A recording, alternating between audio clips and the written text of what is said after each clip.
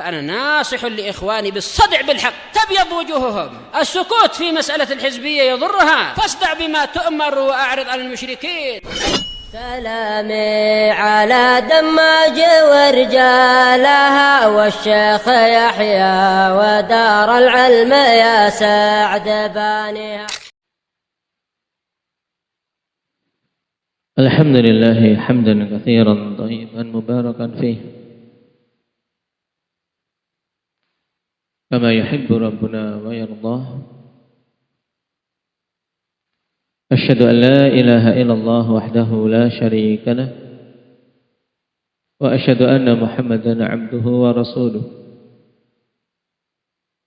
صلى الله عليه وعلى آله وأصحابه ومن تبعهم بإحسان إلى يوم الدين. أما بعد،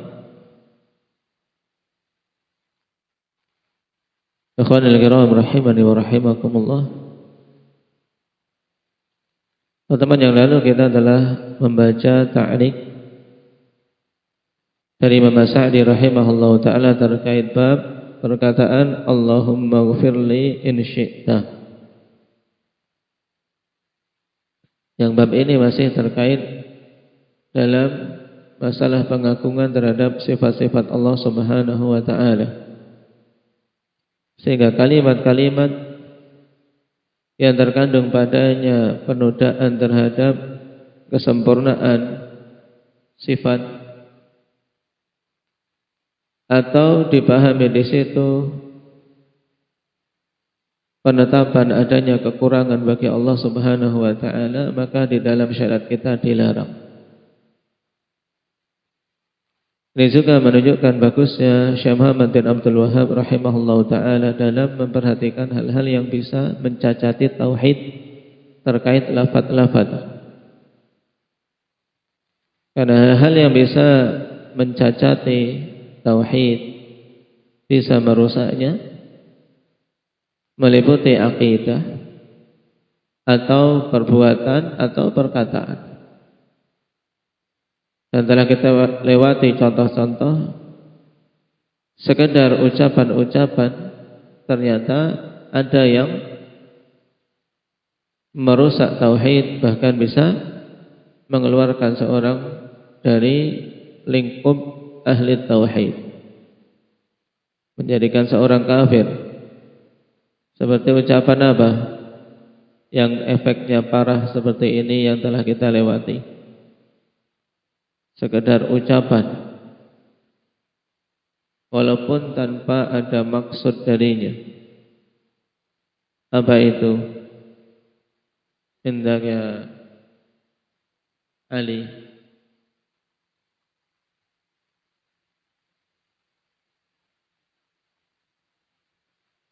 itu tidak sampai mengeluarkan pelakunya dari Islam. Ucapan yang sampai mengeluarkan pelakunya dari Islam walaupun dia tidak memaksudkannya.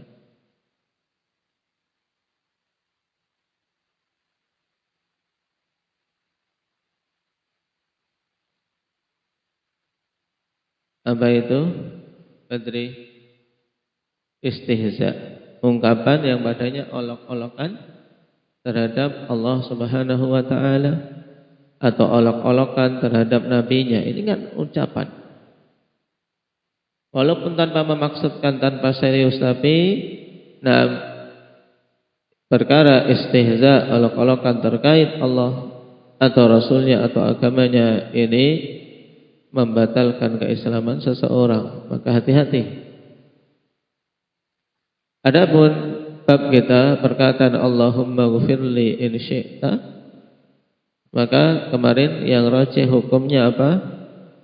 Ucapan tersebut qadir muharram. Baik. Sekarang kita baca hadis yang dibawakan oleh muallif rahimahullah. Fi sahih, yakni maksudnya dalam sahihain. An Abi Hurairah radhiyallahu anhu anna Rasulullah sallallahu alaihi wasallam qala la yaqul ahadukum Allahumma ighfirli in syi'ta Allahumma arhamni in syi'ta liya'zimil mas'alah fa inna Allah la mukriha lah wa li muslim wa li yu'azzimir raghbah fa inna Allah la yata'adhamuhu syai'un a'ta.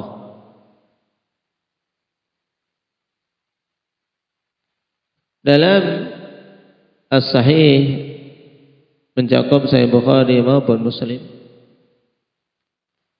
dari Abi Hurairah radhiyallahu anhu bahwasanya Rasulullah sallallahu alaihi wasallam bersabda, jangan salah seorang di antara kalian mengatakan Allahumma ighfirli in syi'ta. Maknanya apa ini Mujahid?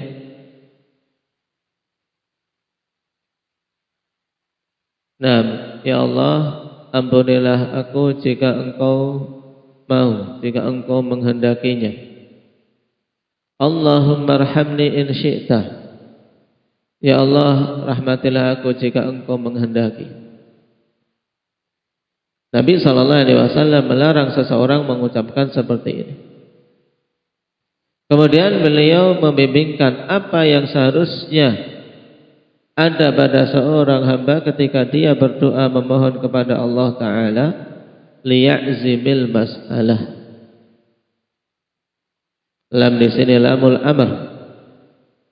Nah, hendaknya dia azm dalam meminta. Yang dimaksud dengan azmul mas'alah kawan, yaitu alla yakuna fit taraddud. Yaitu hendaknya dia jangan ragu-ragu ketika minta. Sebagian mengatakan asyiddah fit talab, yaitu kuat dalam minta. Ketika minta azm, kuat dalam minta. Jangan setengah hati ketika minta. Jangan ragu-ragu ketika minta kepada Allah Subhanahu wa taala. Jangan digantungkan dengan kehendak Allah Subhanahu wa taala, tapi hendaknya kuat dalam meminta, tidak ragu-ragu. Naam.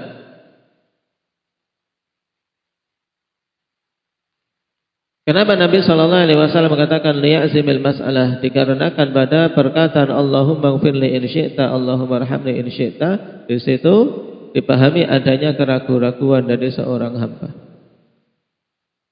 Naam. Baik. Fa inna Allah la mukrihalah, karena sungguhnya Allah Subhanahu wa taala tidak ada satupun yang memaksanya. Nah, tidak ada satu orang pun yang memaksa Allah Subhanahu wa taala untuk memberi atau tidak memberi. Nah, sehingga ketika seorang hamba kuat dalam meminta kepada Allah pun, ini tidak akan menjadikan Allah Subhanahu wa taala terpaksa untuk memberinya. Nah, baik. Fa innallaha la mukrihalah. Wali Muslim, dan dalam riwayat Muslim, wali yu'azzimir raghbah, dan kuatkanlah keinginan. Ketika minta jangan ragu-ragu. Kemudian yu'azzimir raghbah, kuatkan keinginan untuk permintaan tersebut dikabulkan. Ya rahmatullah. Baik permintaan itu sesuatu yang kecil atau sesuatu yang besar. Nah, wal yu'azzimir raghbah. Diperintahkan oleh Nabi ketika minta harus memperbesar harapan. Sedang minta kepada Allah, ya harapan yang besar. Fa innallaha la yata'adhamuhu syai'un a'tah, karena sungguhnya Allah Subhanahu wa taala tidak akan menganggap besar, menganggap sulit sesuatu yang Allah berikan kepadanya. Nah, pada hadis ini akhwan, tersirat beberapa hal yang kemarin kita simpulkan terkait apa? 3 perkara yang merupakan darar atau merupakan efek negatif yang ada pada ungkapan seorang Allahumma ighfirli in syi'ta atau Allahumma arhamni in syi'ta. Dalam hadis riwayat muttafaqun alaih dalam perkataan fa innallaha la mukrihalah di situ. Nah, berarti kalau orang menggantungkan dengan masyiah berarti apa? Menunjukkan seakan-akan dia memaksa Allah. Padahal Allah tidak ada sesuatu yang memaksanya. Makanya tidak perlu digandengkan dengan masyiah. Nah, kemudian pada fa innallaha la yata'adzamuhu syai'un Allah. Nah, ini untuk poin yang kemarin yang mana Hudzaifah? Dari mahdzur yang ada pada ungkapan Allahumma ighfirli in syi'ta.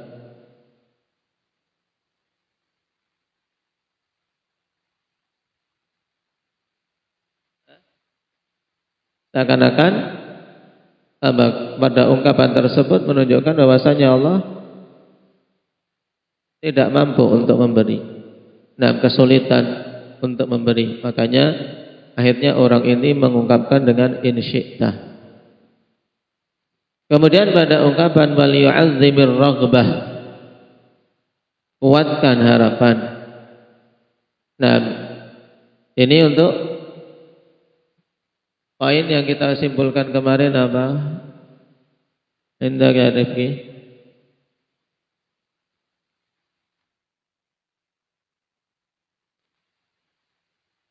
Tidak? Baik. Bahwasanya ungkapan Allahumma ighfirli in syi'ta dan yang semisalnya menunjukkan kalau hamba ini apa? Tidak butuh. Merasa tidak butuh kepada Allah. Maka Nabi mengatakan apa? Wal ya'azzimir raghbah, kuatkan harapan. Baik. Jadi 3 mahdzur yang disimpulkan kemarin diingat-ingat. Pada ungkapan doa yang ditambah dengan in syi'ta, ini ada 3 mahdzur yang apabila seorang meyakini itu maka jelas keharamannya. Walaupun seseorang ikhwan terkadang ungkapan in syi'ta itu karena kejahilan saja dia muncul. Nah, yaitu karena menunjukkan hamba ini seakan-akan tidak butuh pada Allah, juga menunjukkan seakan-akan Allah dipaksa ketika diminta hambanya sehingga butuh tambahan in syi'ta, atau menunjukkan bahwasanya seakan-akan Allah itu sulit atau tidak mampu untuk mengabulkan permintaannya sehingga si hamba butuh menambahkan in syi'ta. Nah, ketiga mahzurat yang ada ini menjadikan ta'liq doa dengan in syi'ta diharamkan. Baik.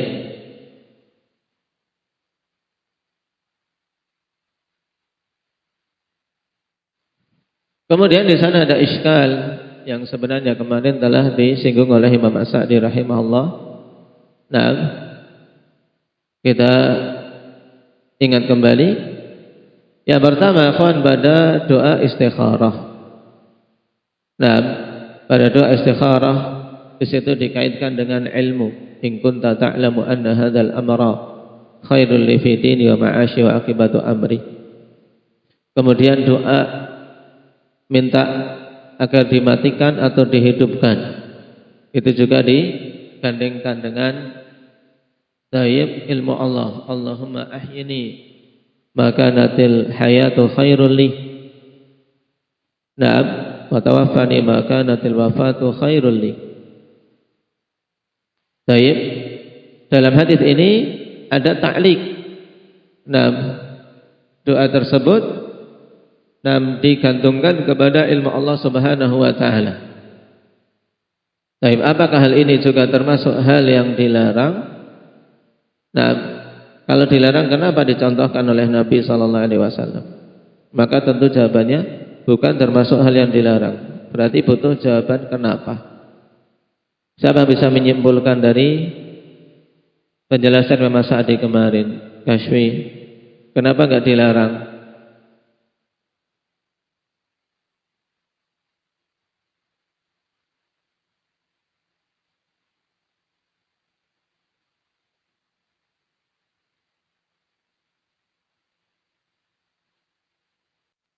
Baik.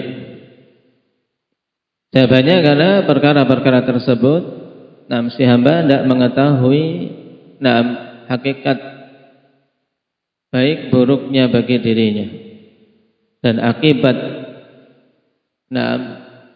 bagaimana untuknya itu dia tidak mengetahuinya. Hidup dan mati kita kan nggak tahu.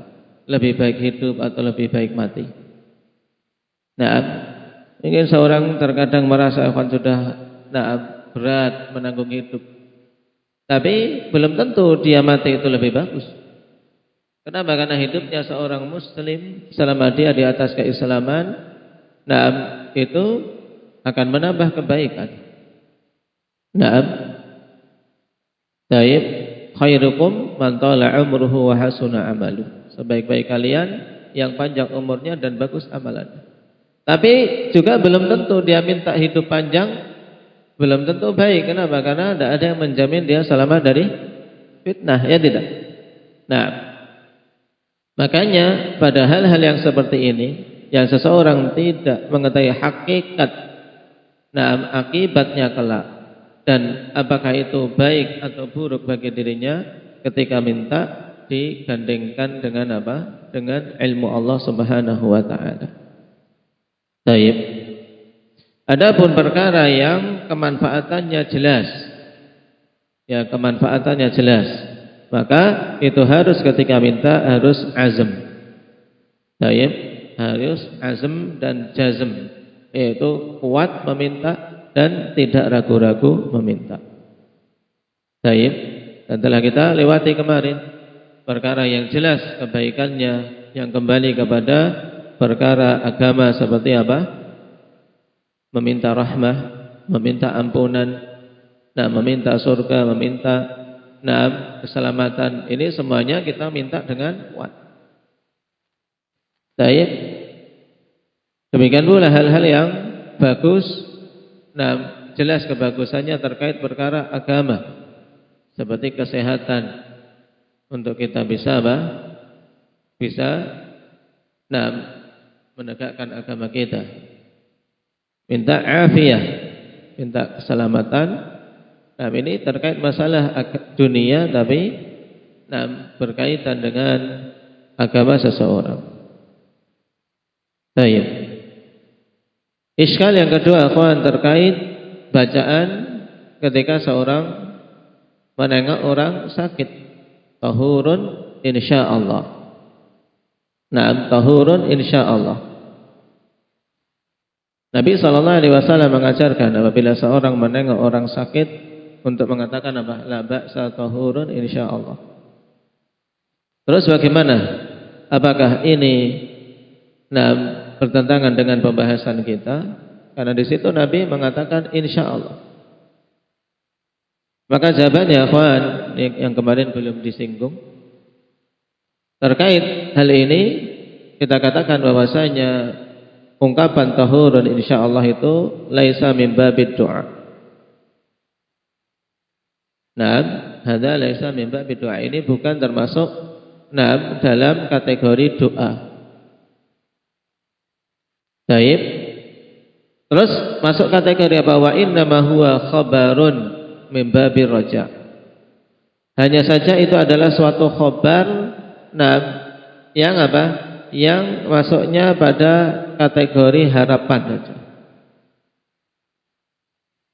Baik. Sehingga maksud ungkapan tahurun insyaallah yaitu dia berharap sakit yang dialaminya itu sebagai pembersih dosa-dosa. Baik. Maka di sana ada kaidah, kawan, diingat-ingat. Fa kullu du'ain jaa'a bi sighatil khabar fayajuzu ta'liquhu bil masyiah li'annahu min babir raja. Sehingga semua doa harapan ya yang datang dalam bentuk khabar, ya sighahnya dalam bentuk khabar, bukan tolab, ya kan? Maka boleh untuk digandengkan dengan masyiah. Kenapa? Karena itu masuknya dalam babur roja. Seperti misalnya apa? Datang para jamaah haji pulang, kemudian kita mengatakan minal makbulin. Seperti ini kita tambahkan apa? Insyaallah. Minal makbulin insyaallah. Nah, kemudian taib seorang yang selesai dari Ramadan dan al-maghfuru lahu insyaallah. Nah, harapan taib untuk diampuni dosa-dosanya dan seterusnya. Taib, ini faedah bagus. Jadi kalau doa datangnya dalam bentuk kalimat khabariyah, maka boleh untuk digandengkan dengan masyiah. Kenapa? Karena masuknya dalam babur roja. Taib. Ada kalimat bagus dari Syekh Ibnu Utsaimin dalam Liqa Babil Maftuh, kita baca. Qala wa amma qaulur Rasul sallallahu alaihi wasallam la ba'sa tahurun insyaallah fa hadza min babir raja.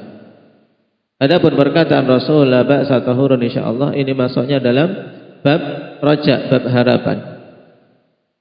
Wa dzalika li anna al-maridha qad yakunu maraduhu tahuran lahu wa qad la yakun. Yang demikian itu dikarenakan orang yang sakit terkadang sakitnya itu sebagai pembersih bagi dia dan terkadang tidak. Falau kana hadzal maridhu lam yasbir wa qalbuhu mamlu'un min at-tasakhuti 'ala Allah 'azza wa jalla lam yakun tahuran. Nah, sebab seandainya orang yang sakit ini tidak bersabar, kita kan tidak tahu si sakit ini ya kan, kita cuman ke situ nengok, la ba'sa tahurun insyaallah, semoga itu sebagai pembersih insyaallah. Ya jika kamu sabar, jika kamu tidak berkeluh kesah. Nah, makanya kata Syekh, seandainya si sakit ini tidak bersabar dan hatinya dipenuhi dengan tasakhud. Yaitu tidak terima dengan apa yang Allah timpakan berupa sakit tersebut, maka sakit itu tidak akan menjadi pembersih. Nah, fayakunu insyaallah min babi raja, sehingga insyaallah di sini maksudnya dalam kategori raja harapan. Yakni maksudnya, berarti maknanya kalau dimunculkan secara lengkap ikhwan, as'alullaha an yakuna tahuran laka in sabarta wahtasabtal ajra. Nah, aku meminta kepada Allah, untuk itu bisa menjadi pembersih bagi dirimu jika kamu sabar, jika kamu ihtisab, mengharapkan pahala. Nah, ungkapan in sabarta wahtasabtal ajra ini kan jadi syarat, ya tidak? Nah, kemudian diungkapkan dalam jumlah khabariyah tahurun insyaallah. Sehingga ungkapan tahurun insyaallah bukan masuk dalam pembahasan kita yang dilarang dalam berdoa. Kenapa? Karena datang dalam bentuk khabar dan itu masuknya pada kategori roja, harapan. Dan jika bentuknya khabar, maknanya harapan seperti itu, boleh dikaitkan dengan masyiah. Kenapa? Karena memang kita tidak tahu apakah itu sebagai sebab pembersih dosa ataukah tidak, atau bahkan dia semakin bertambah dosanya. Karena apa? Karena akhirnya banyak mencela takdir Allah, kemudian muncul kalimat-kalimat yang menunjukkan tidak sabarnya dia dan mencelanya dia terhadap ketetapan Allah. Wal'iyadzubillah. Ini dua permasalahan yang hampir sama dengan bab yang kita bahas ikhwan, tapi berbeda, hendaknya dipahami dengan baik. Sekarang kita masuk pada masail.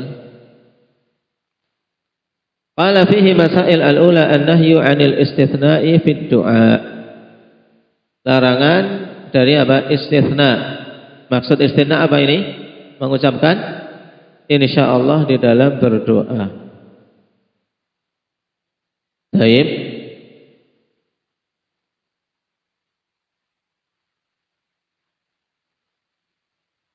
Dan telah kita lewati hukumnya yang rajih apa ini larangan tersebut. Indak ya Thaqif. Hukumnya apa? Haram. Ats-tsaniyah bayanul illati fi dzalik. Penjelasan illah kenapa seorang mengatakan dalam doanya in syi'ta Allahumma ighfirli in syi'ta Allahumma arhamni in syi'ta Allahumma adkhilnil jannah in syi'ta dan seterusnya. Ini dilarang. Ada berapa illah? Ibrahim 3 apa saja?